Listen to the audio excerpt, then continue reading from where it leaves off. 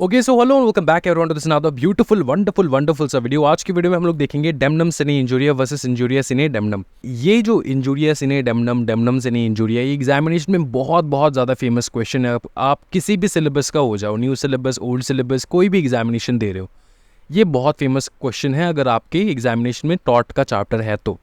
अब बहुत सारे बच्चे जो है ना, ये कन्फ्यूज़ हो जाते हैं एंड अगर केस स्टडी पूछ लिया तो वो तो गए।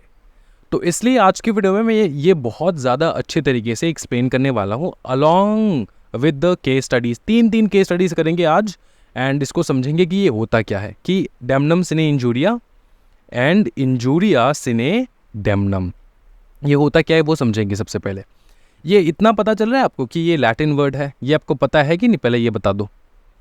हाँ जी, ये जो दो चीज़ हम लोग पढ़ने जा रहे हैं ये लैटिन वर्ड है, इनका मीनिंग क्या होता है वो मैं आगे जाके आपको समझाता हूँ। चलो आगे चलते हैं, ठीक है। देखो तीन केस स्टडीज करेंगे, case study 1, case study 2, case study 3।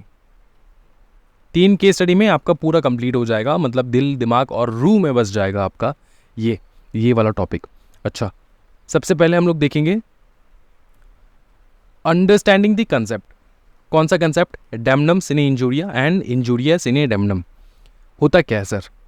देखो ये जो डेमनम सिने इंजूरिया है ना, ये जो डेमनम सिने इंजूरिया है, this is a Latin phrase जिसका ट्रांसलेशन है damage without legal injury.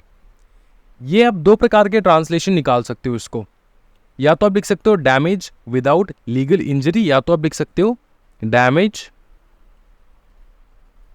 Without violation of law, ये आप लिख सकते हो, ठीक है।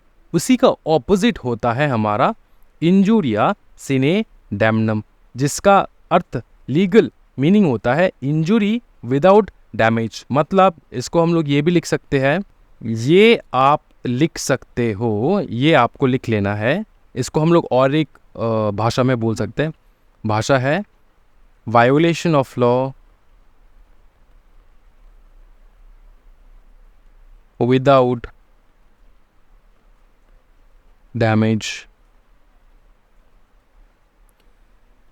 ये समझ में आ रहा है? ये लाइन पढ़ के समझ में आ रहा है? कम से कम इतना तो समझ में आ रहा होगा, इतना तो आपके दिल और दिमाग में बैठ रहा होगा, इतना तो समझ में आ रहा होगा। Damage without violation of law and violation without damage, इतना समझ में आ रहा है? चलो काफ़ी है। सुनो, डेमनम सिने इंजूरिया एग्जामिनेशन में याद कैसे रखना है कि इसका मीनिंग ये है कि damage without legal injury, damage without violation of law. ये कैसे याद रखना है? पहले क्या है डेमनम, डी मतलब डैमेज, इसको एग्जामिनेशन में ट्रांसलेट कर लेना है। डेमनम मतलब डैमेज, ठीक है। और एग्जामिनेशन में अगर इंजुरिया वाला पूछ लिया है, इसका अर्थ पूछ लिया, इसका मीनिंग पूछ लिया, इसको डिस्क्राइब करने के लिए पूछ लिया, तो सबसे पहले क्या है? इंजुरी तो इंजुरी मतलब वायोलेशन ऑफ लॉ। तो इंजरी तो आप ये पढ़ सकते हो इंजरी विदाउट डैमेज, या तो डैमेज विदाउट लीगल इंजरी, ये आप पढ़ सकते हो। तो इंजुरिया मतलब इंजरी, या तो लिख सकते हो आप वायोलेशन ऑफ लॉ, इंजरी या तो वायोलेशन ऑफ लॉ आप लिख सकते हो, ठीक है। अब सुनो, डेमनम सिने इंजरी, डैमेज अगर होगा, डैमेज होगा विदाउट क्या? इंजरी, और ये इंजरी होगा विदाउट डैमेज। इतना याद रख सकते हो एग्जामिनेशन में। अगर पकड़ लो कोई केस स्टडी दे दिया, आपको पता है ये डेमनम सिने इंजूरिया है, इंजूरिया सिने डेमनम है, ये वाला केस स्टडी है, लेकिन आप भूल गए कि कौन सा, किसका मीनिंग क्या होगा। तो आपको क्या करना है मैं आपको समझाता हूँ, सिंपल भाषा में समझाता हूँ आपको। आपको सिर्फ ये याद रखना है कि आपको इतना तो याद हो जाएगा ना कि डेमनम सिने इंजूरिया, ये वाला लाइन तो याद रहेगा, डेमनम सिने इंजूरिया। उसके बाद आपको पूरा सिंपल हो जाएगा, डेमनम मतलब डैमेज, और अगर डैमेज है विदाउट इंजरी जो है वो अपने आप आ जाएगा। एंड पहले अगर इंजूरिया है मतलब इंजरी विदाउट डैमेज। अब इसका मीनिंग, अर्थ समझाओ अच्छे से, बहुत अच्छे से समझाओ। देखो ओके, समझते हैं। देखो क्या बता रहे हैं वो लोग, सिंपल चीज बता रहे हैं। बोल रहे कि देखो this is a Latin translation, या तो ट्रांसलेशन जिसका मतलब होता है डेमनम, डी है सबसे पहले, इसका मतलब आ जाएगा आपका डैमेज, ठीक है, डेमनम, डैमेज, डेमनम, डैमेज भूल सकते हो, ज़िंदगी में नहीं भूल सकते, डेमनम, डैमेज विदाउट लीगल इंजरी, ठीक है, इंजुरिया, इंजुरी सबसे पहले आएगा, इंजुरिया, इंजुरी, इंजुरिया, इंजुरी विदाउट डैमेज, ठीक है, विदाउट इंजरी विदाउट डैमेज, समझ में आ रहा है। उल्टा कर देना, अगर डेमनम यहाँ पे डैमेज लिखोगे, यहाँ पे इंजरी लिखोगे, तो यहाँ पे ये देखो, अगर ऊपर में डैमेज होगा नीचे में इंजरी, तो उल्टा कर देना है, ये डैमेज यहाँ पे आ जाएगा डैमेज, और इंजरी ऊपर आ जाएगा, INJURY, इंजरी ऊपर आ जाएगा, और बीच में क्या रहेगा, बीच में रहेगा सिंपल सा वर्ड विदाउट, विदाउट, ठीक है, यहाँ पर भी विदाउट वाला वर्ड रहेगा, समझ में आ रहा है। इसका मतलब तो समझाओ सर, कि अगर डैमेज हो रहा है विदाउट इंजरी, कैसे, विदाउट इंजरी मतलब विदाउट वायोलेशन ऑफ लॉ, कैसे हो रहा है, वही तो हम लोग केस स्टडी में समझेंगे, ठीक है। अच्छा, इसका मीनिंग सबसे पहले यहीं से समझ लो, मीनिंग ये है कि it refers to an instance, to a situation, to an instance where a person suffers a loss और डैमेज, जिसको डैमेज होता है, a person suffers a loss या तो डैमेज होता है, but there is no violation of legal rights, law को violate किए बिना डैमेज कर देना, समझ में आ रहा है, लॉ को वायोलेट किए बिना डैमेज कर देना, तो suffers a loss or damage but there has been no violation of their legal right, आपका लीगल राइट को वायलेट किए बिना आपको डैमेज कर देना, मतलब अगर आपके लीगल राइट को मैं नुकसान नहीं पहुंचा रहा हूं तो आप तो कोर्ट भी नहीं जा सकते ना, आपकी लीगल राइट को अगर मैं नुकसान पहुंचा रहा हूं, ठीक है ना, उल्टा सीधा चीज करके, तब जाके तुम कोर्ट जा सकते हो, लेकिन अगर मैंने इलीगल कुछ किया ही नहीं, लीगल ही कर रहा हूँ और उसी से तुमको डैमेज हो रहा है, वो तो तुम्हारा भाग्य है, वो तुम्हारा क्या है, भाग्य है, ठीक है, damage but there has been no violation, but there has been no violation of the legal rights, in such a case the law generally does not provide a remedy, अगर ऐसा केस है, अगर डेमनम सिने इंजुरिया वाला केस है, मतलब damage हो रहा है लेकिन वायोलेट नहीं हो रहा है लॉ, डैमेज हो रहा है लेकिन वायोलेट नहीं हो रहा है लॉ, तो रेमेडी नहीं है, आप इसके लिए रेमेडी नहीं है, मतलब डैमेज तो हुआ है चलो ठीक है, लेकिन हमने लॉ नहीं तोड़ा है, अगर लॉ आपने नहीं तोड़ा है तो आपको रेमेडी भी नहीं मिलेगा, रेमेडी किसको नहीं मिलेगा, जिसको डैमेज हो रहा है, वो लॉ के पास नहीं जा सकता, वो कोर्ट में नहीं जा सकता कि मेरे को डैमेज हुआ है, तो कोर्ट बोलेगा भैया तुमको डैमेज हुआ है, तुम्हारा भाग्य का बात है, क्योंकि यहाँ पे कोई लॉ टूटा ही नहीं, लॉ कोई ब्रेक ही नहीं हुआ, ठीक है, तो सर ये तो अनफेयर हो गया, ये कोई अनफेयर चीज़ नहीं है, मैं आपको एग्जाम्पल के तौर पे समझाऊंगा, इसी का उल्टा होता है इंजुरियस इन डेमनम, इसका मतलब होता है डैमेज तो नहीं हुआ लेकिन लॉ वायोलेट हुआ है, डैमेज तो नहीं हुआ लेकिन लॉ वायोलेट हुआ है, फिर से बताओ, डैमेज तो नहीं हुआ, कोई नुकसान तो नहीं हुआ, लेकिन लॉ वायोलेट हुआ है, अगर नुकसान हो ना हो, अगर लॉ वायोलेट हो रहा है तो आप जा सकते हो कोर्ट में रेमेडी के लिए, है ना।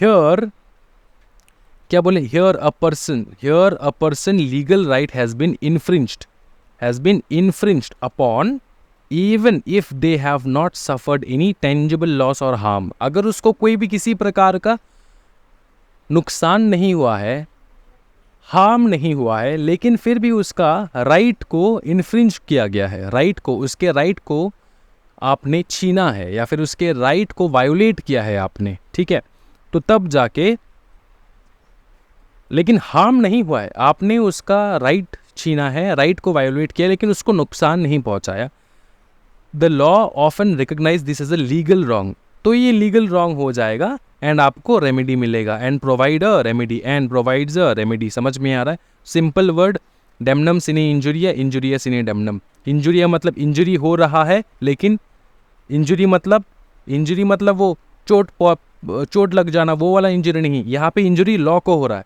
तो अगर लॉ टूट रहा है लेकिन डैमेज नहीं हो रहा है, तब जाके आप कोर्ट में जा सकते हो, कोई टेंशन वाली बात नहीं, लेकिन अगर डैमेज हो रहा है, आपको नुकसान हो रहा है लेकिन इंजुरी नहीं हुआ, लॉ को इंजुरी नहीं हुआ, लॉ को लॉ टूटा नहीं है तो तब आप नहीं जा सकते फॉर रेमेडी। तो ये है डैमनम सिने इंजुरिया, इंजुरिया सिने डैमनम।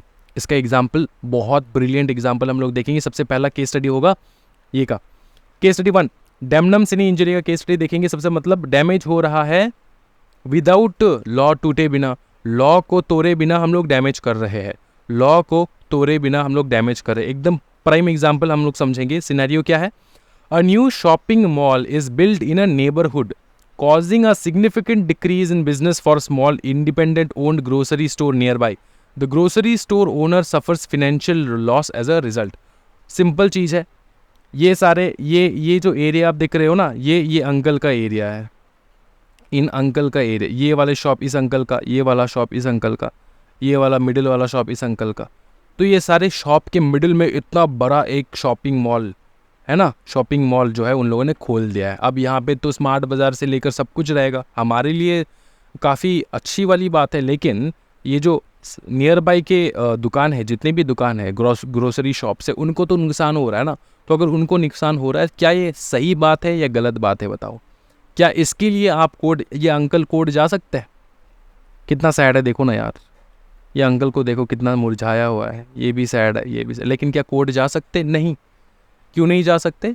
क्योंकि इसमें इनको तो नुकसान हो रहा है, क्योंकि मॉल खुल चुका है, सारे पब्लिक मॉल में घुस रहा है। तो ये तो राइट है सबका, तुम भी मॉल खोल लो अगर तुम्हारा कैपेसिटी है तो, है ना। तो सिंपल चीज़ अगर मैं तुमको समझाऊं, ये कोई वायोलेशन ऑफ राइट नहीं है, ठीक है। तुम्हारा राइट को, तुम्हारे लॉ को वायोलेट नहीं किया गया। हाँ, तुमको डैमेज हो रहा है फिनेंशियली क्योंकि मॉल खड़ा हो गया तुम्हारे दुकान के सामने। इससे तुम जो है ना कोर्ट में जाके कंप्लेन नहीं कर सकते, सिंपल चीज़ है ये। अच्छा, और एक चीज़ सुनो,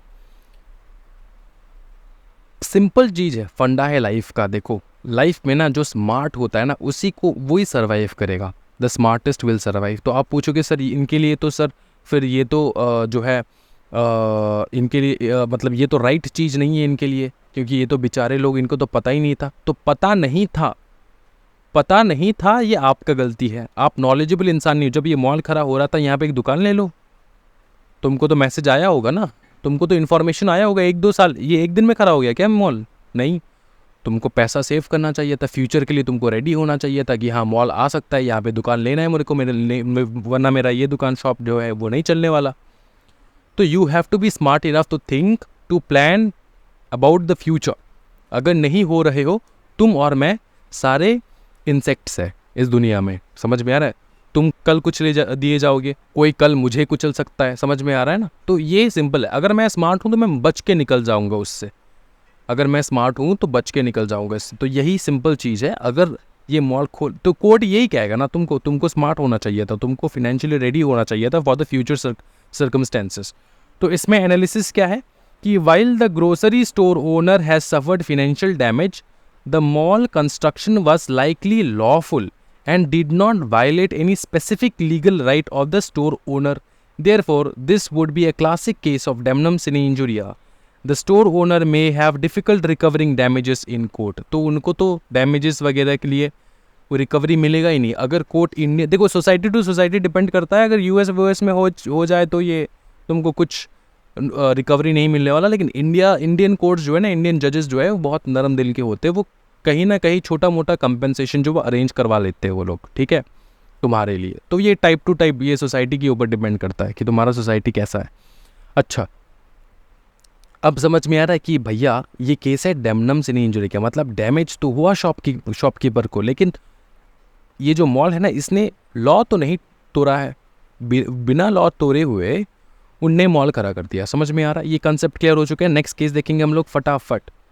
देखो केस 2, केस स्टडी 2, इंजुरिया सिने डैमनम, मतलब कि लॉ को तुमने तोड़ा है विदाउट कोई डैमेज किया, मतलब किए हुए, ठीक है। तो हुआ क्या, देखो सिनेरियो क्या है कि a politician makes a defamatory statement, क्या डिफेमेटरी स्टेटमेंट जो कि लॉ के अगेंस्ट है, about a private citizen during a public speech.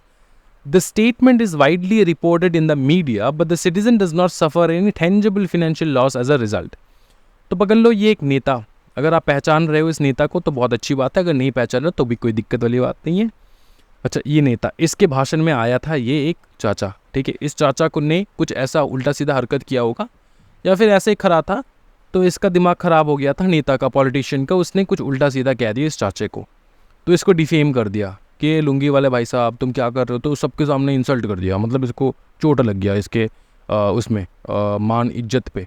क्या उसको फिनेंशियल कोई लॉस हुआ? नहीं, फिनेंशियली तो कोई लॉस नहीं हुआ, तो मतलब डैमेज नहीं हुआ, डैमेज नहीं हुआ सर, लेकिन वायोलेट हुआ है सर, मेरा जो राइट है ना, मेरा जो मान सम्मान इज्जत का राइट है ना, उसको वायोलेशन हुआ है सर। तो क्या मैं कोर्ट जा सकता हूँ? हाँ, आप कोर्ट जा सकते हो, जज साहब जो है आपका बात सुनेगा, कोई टेंशन वाली बात नहीं है, जज साहब आपका बात सुनेगा, तो आप कोर्ट जा सकते हो, कोई टेंशन वाली बात नहीं। क्या इतना समझ में आ रहा है? हाँ जी। तो इसका एनालिसिस देखेंगे हम लोग कि even though the citizen may not have suffered any immediate financial loss, their reputation has been harmed, which is a violation of their legal right to a good name. This would be considered injuria sine damnum, मतलब law टूटा है, आपने violet किया उसके right को, लेकिन उसको कोई फाइनेंशियल डैमेज नहीं हुआ। The citizen may be able to sue for defamation and recover damages, sue कर सकता है फॉर डिफेमेशन एंड रिकवर कर सकता है डैमेजेस। क्या ये समझ में आ रहा है? ठीक है सर, बहुत बवाल। और एक केस स्टडी बता दो सर। देखो, अच्छा ये केस देखो फटाफट, सिनेरियो में क्या है। A home owner installs a large fence that blocks the view of the neighbouring property. आप एक ज़मीन के मालिक हो, आपने ऐसा फेंस लगा दिया कि आपके जो नेबर है ना, उनका व्यू खराब हो रहा है, उनको व्यू नहीं मिल रहा है प्रॉपरली। ऐसा एक सिचुएशन है, ऐसा एक घर है, ऐसा एक लोकेशन है जहाँ पे इतना बड़ा बड़ा आपने फेंस लगा दिया, जिसके कारण आपके जो नेबर्स है ना, वो देख नहीं पा रहे, वो व्यू नहीं कर पा रहे हैं। वो क्या नहीं कर पा रहे? व्यू नहीं कर पा रहे। क्या व्यू करना है सर? जो भी उनका राइट है व्यू करने के लिए। पकड़ लो, रास्ते के सामने आपने इतना बड़ा बड़ा फेंस लगा दिया ना कि आपके नेबर जो है ना, वो घर की खिड़की से देख ही नहीं पा रहे कि रास्ते में कौन है। आपका फेंस इतना बड़ा है, समझ में आ रहा है? उस साइड से कौन आ रहा है, इस साइड से कौन आ रहा है, देख ही नहीं पा रहा है। तो क्या होगा उस सिचुएशन में? देखो, the neighbour does not suffer any financial loss. Financial loss तो सफर नहीं हो रहा है नेबर को, but argues that their enjoyment of their property has been diminished.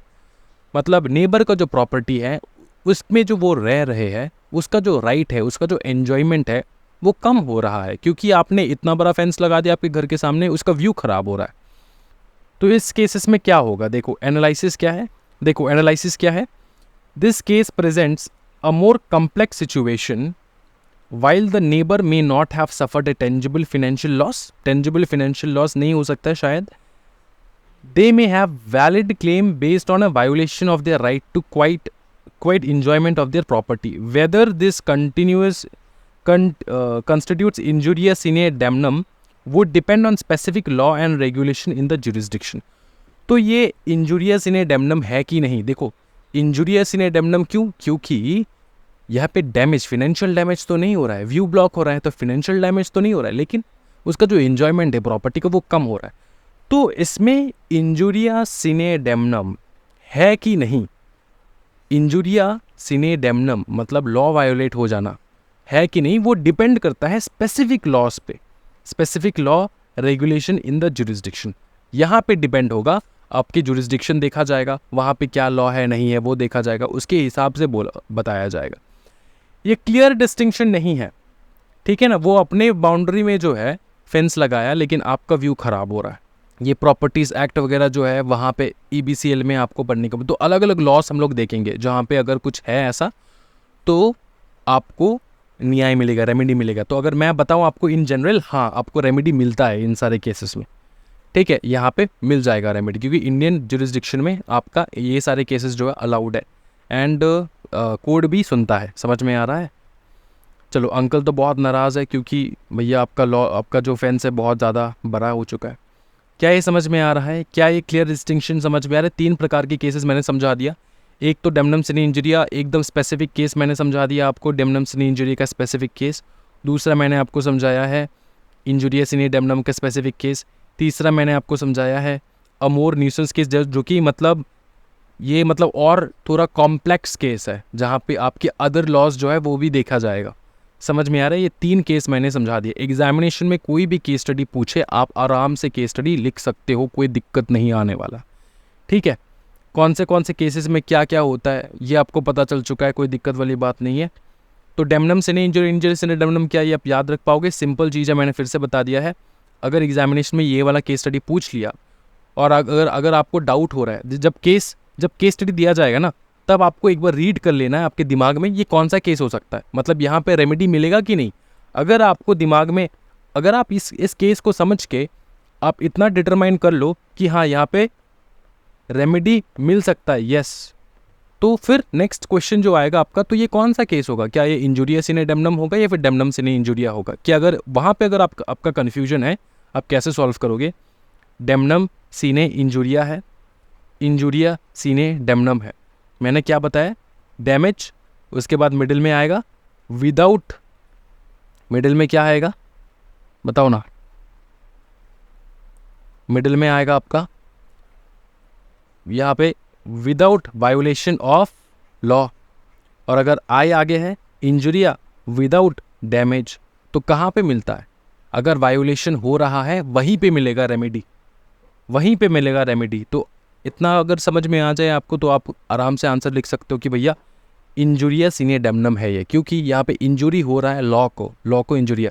याद रखना, रेमेडी हमेशा अगर लॉ टूटा है तभी जाके मिलेगा, अगर आपको डैमेज हुआ है, लॉ नहीं टूटा, तो वह उस केस में नहीं मिलेगा, वह केस में नहीं मिल सकता। तो ये जो डेमनम सिने इंजुरिया है इसमें नहीं मिलेगा, इंजुरिया सिने डेमनम में मिलेगा। क्या याद कर पाओगे? आराम से केस देख के सबसे पहले याद कर लेना भैया इसको रेमेडी मिलने वाला है कि नहीं, ये डिटरमाइन कर लो। अगर रेमेडी नहीं मिलेगा तो डेमनम सिने इंजुरिया, अगर रेमेडी मिलेगा तो इंजुरिया सिने डेमनम। क्यों? क्योंकि इंजुरिया सिने डेमनम में क्या है, इंजुरी हुआ है लॉ को विदाउट एनी डैमेजेस, ठीक है, समझ में आ रहा है। और डेमनम सिने इंजुरिया में डैमेज हुआ है विदाउट वायोलेशन ऑफ लॉ, अगर लॉ वायोलेट नहीं हो रहा है, अगर लॉ वायोलेट नहीं हो रहा है तो नो रेमेडी।